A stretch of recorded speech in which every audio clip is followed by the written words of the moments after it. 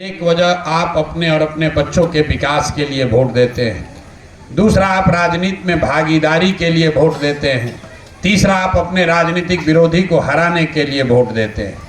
इन तीनों वजहों को मानकों पर आप अपने 35 साल के निर्णयों को जरा जांच कर देखिए। विकास तो आपको मिला नहीं है। मैंने पहले कहा, आपको पहले मालूम है, स्ट्रक्चर कमेटी देखने की ज़रूरत नहीं है। आप अपने गांव में जाकर देखिए, आपको मालूम है कि पिछले 30-35 साल में मुसलमानों का विकास नहीं हुआ है। ये बात तो सब आदमी मानता है, लेकिन फिर आप कहते हैं चलिए विकास नहीं हुआ, कम से कम हमारी सरकार है। तो भागीदारी के नज़रिए से देखिए, पूरे राज्य में आबादी के हिसाब से 40, कम से कम 40 मुस्लिम विधायक होने चाहिए। आज बिहार में सभी दलों के मुस्लिम विधायकों को जोड़िएगा तो 19 विधायक ही मुस्लिम हैं, और इसकी खूब आप लोग चर्चा करते हैं। आप बताते हैं मुसलमानों को भागीदारी नहीं मिली। हम आपको बता रहे हैं ये चिंता का कारण नहीं है। चिंता का कारण ये है कि आबादी के हिसाब से 1650 मुखिया बिहार में मुसलमान होना चाहिए, है 1200 से कम। आबादी के हिसाब से 27,500 वार्ड सदस्य मुसलमान होना चाहिए, है 11,000 से कम। तो आप बताइए, विधायक तो आप इसलिए नहीं बने कि दलों ने आपको टिकट नहीं दिया, लेकिन आपको और आपके बच्चों को मुखिया बनने से किसने रोका?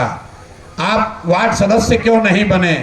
वो इसलिए नहीं बने कि 35 साल से लालू जी ने आपका विकास किया हो न किया हो, लालू जी ने आपको भागीदारी दी हो न दी हो, लेकिन उन्होंने एक काम किया, उन्होंने आपको बता दिया कि भाई अगर जिंदा रहना है, अगर सुरक्षित रहना है तो कुछ मत करो, हमारे पीछे चलते रहो।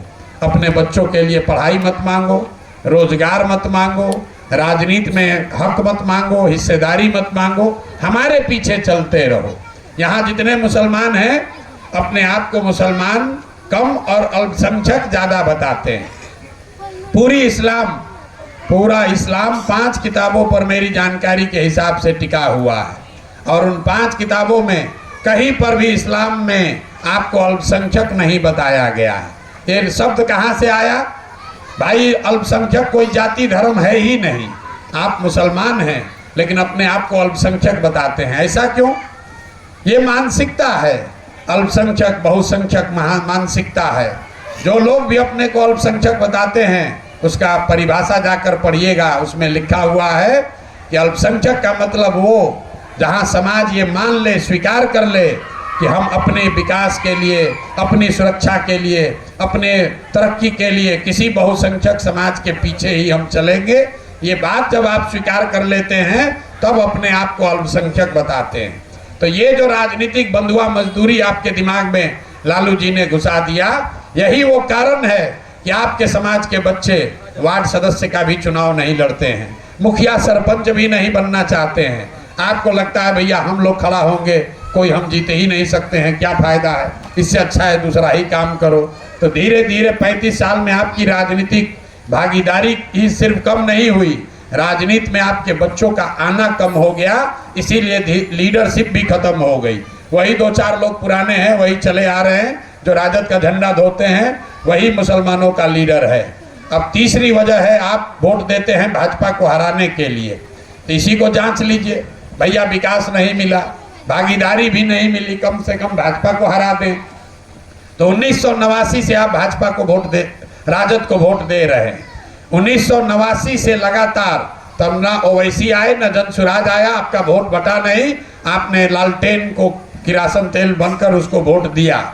1989 में भाजपा का बिहार में 0 सांसद था, 0, देश में 2।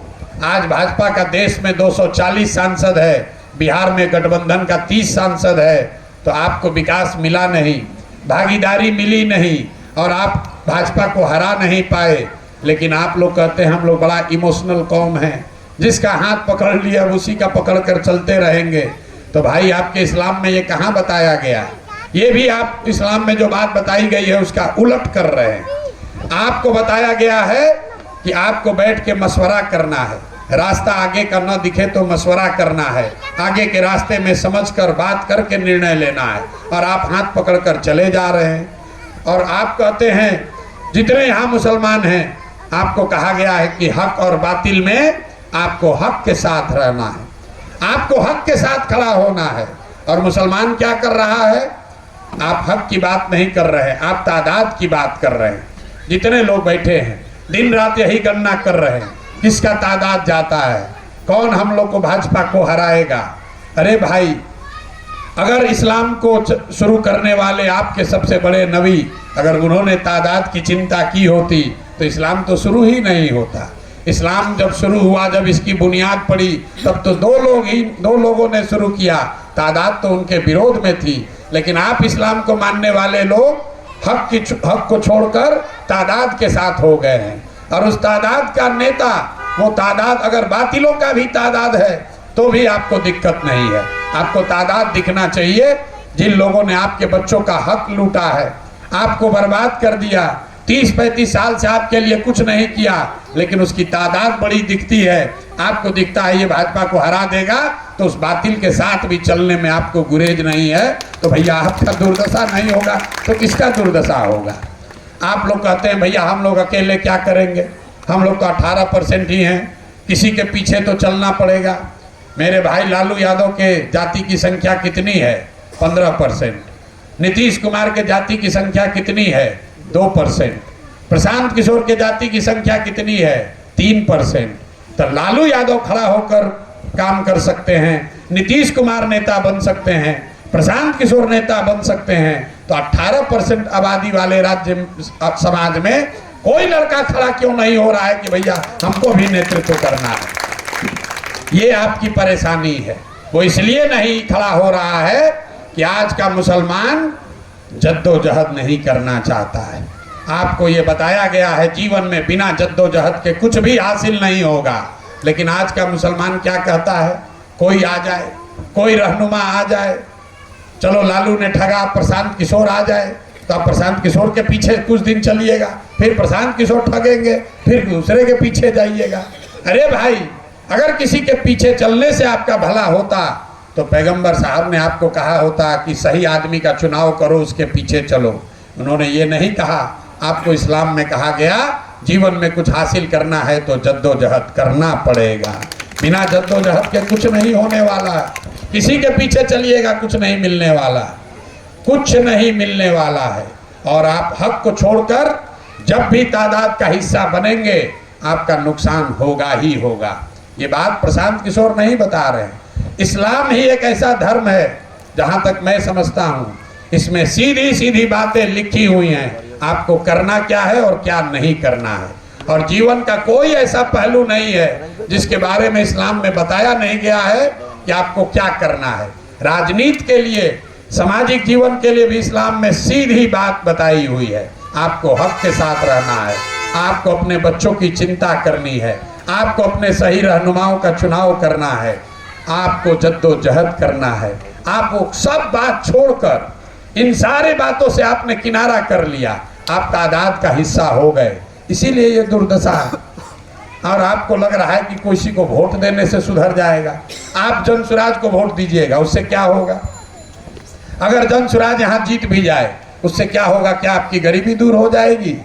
जनसुराज का विधायक क्या आपको आपके बच्चों की तालीम की व्यवस्था कर देगा?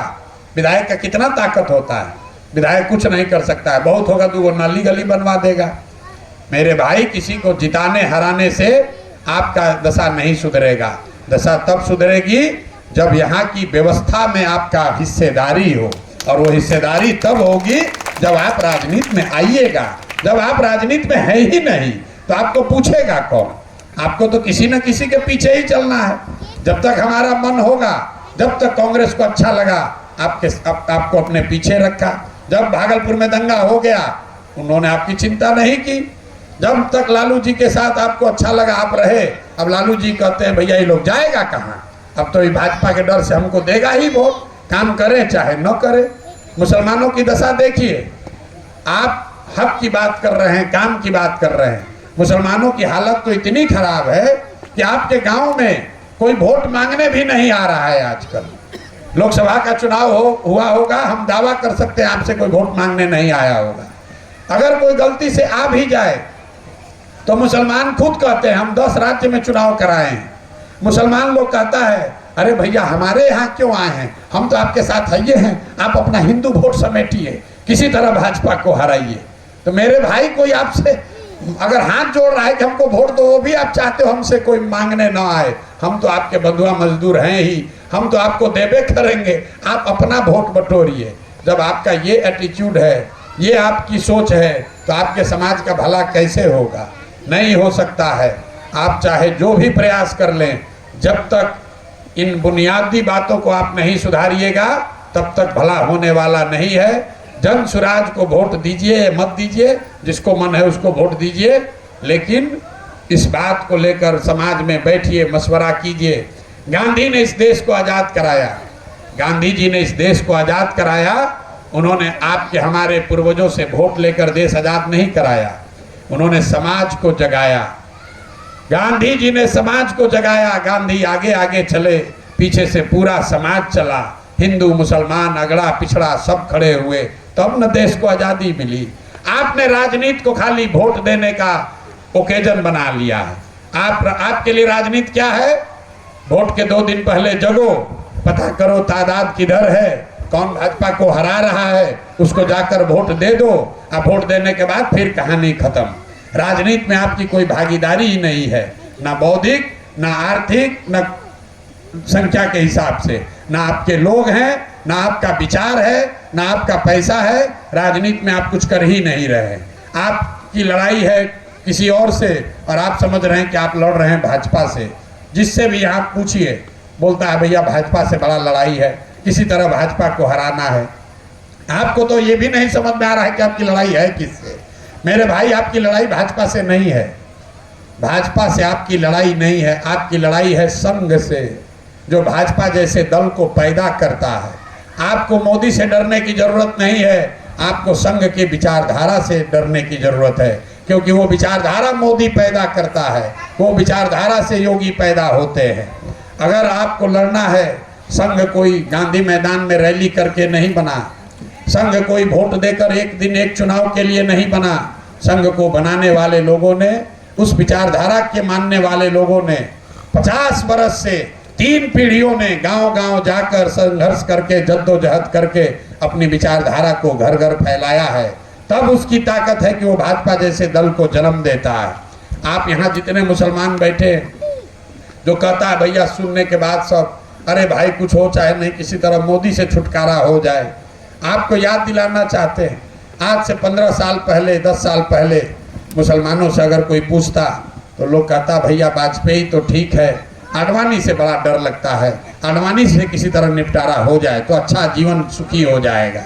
आज यहाँ जितने मुसलमान बैठे हैं, आपसे हिंदुओं की बात छोड़िए, आपसे पूछेंगे अच्छा ये बताइए आडवाणी और मोदी में कौन स्वीकार है, तो लोग कहेगा भैया आडवाणी कितना भी खराब था ठीक था, मोदी बड़ा दिक्कत वाला है, चलिए आडवाणी को ही मान लेते हैं। आप लिख के ले लीजिए, आज से 10 साल 15 साल के बाद मुसलमान ही कहेंगे मोदी कितना भी खराब था ठीक ही था, फिर भी जी रहे थे, योगी बड़ा खतरनाक है। ये लड़ाई अभी शुरू हुई है और आपको समझ नहीं आ रहा, आप खाली चुनाव के चक्कर में पड़े हैं, किसको जिताएं किसको हराएं। मेरे भाई अपने बच्चों को लड़ाई के लिए, राजनीतिक संघर्ष के लिए तैयार कीजिए।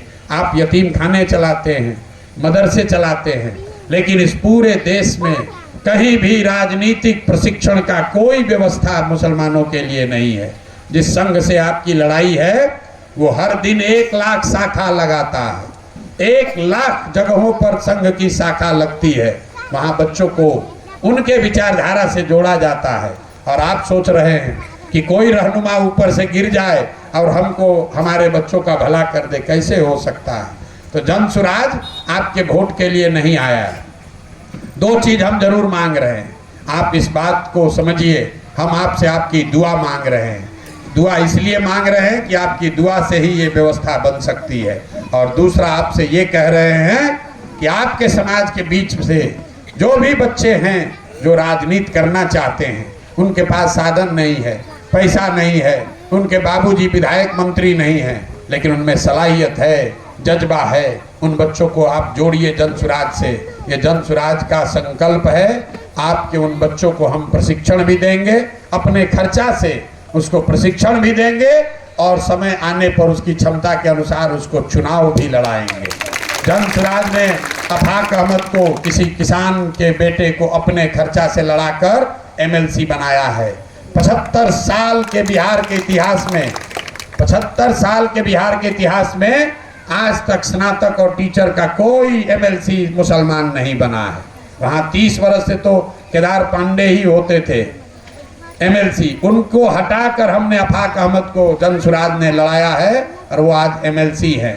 आज जो बेलागंज से मुसलमान लड़ रहे हैं वो किसी धन्ना सेठ का लड़का नहीं है, उसके बाबूजी विधायक नहीं हैं, सिर्फ हिस्सेदारी नहीं दे रहे हैं, अपना साधन व्यवस्था लगाकर अमजद को वहाँ चुनाव भी लड़ा रहे हैं। ये वो व्यवस्था है।